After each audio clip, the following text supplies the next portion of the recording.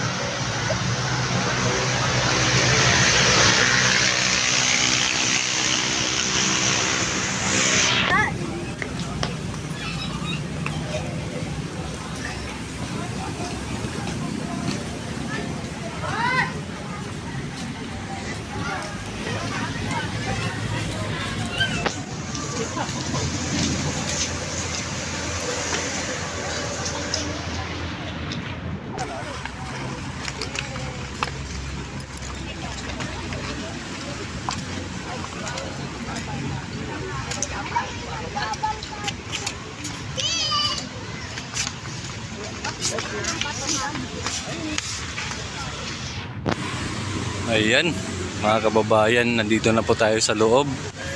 At ating nasisilayan po dito sa loob na napakarami ng turista. Umagang umaga pa lang mga kababayan. Kapapasok lang mga kababayan yung mga turista natin. Ayun. Saktong-saktong alas 6 po ngayon mga kababayan ng umaga, araw po ng linggo. Ito nagkakalat na po dito ang turista sa loob. Talagang dumagsa kaagad yung mga turista mga kababayan.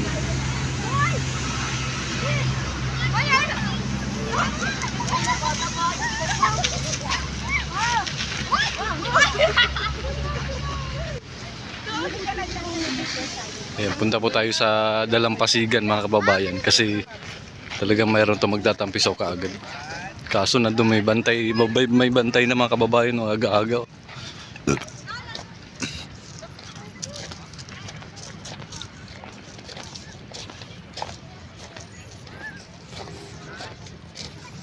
Ayan, napakarami ng turista natin dito mga kababayan.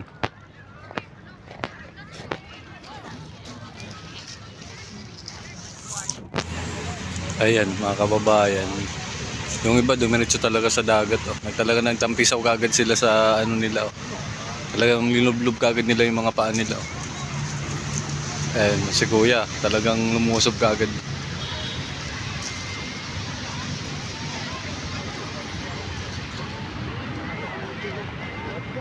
Patuloy pa rin nagsisipasok yung mga turista natin doon sa may entrance oh.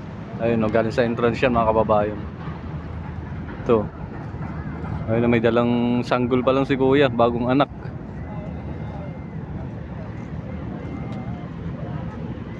Ayun, talagang dumilim kaagad yung dalampasigan natin sa dami ng turista na pumasok ngayon umaga pa lang.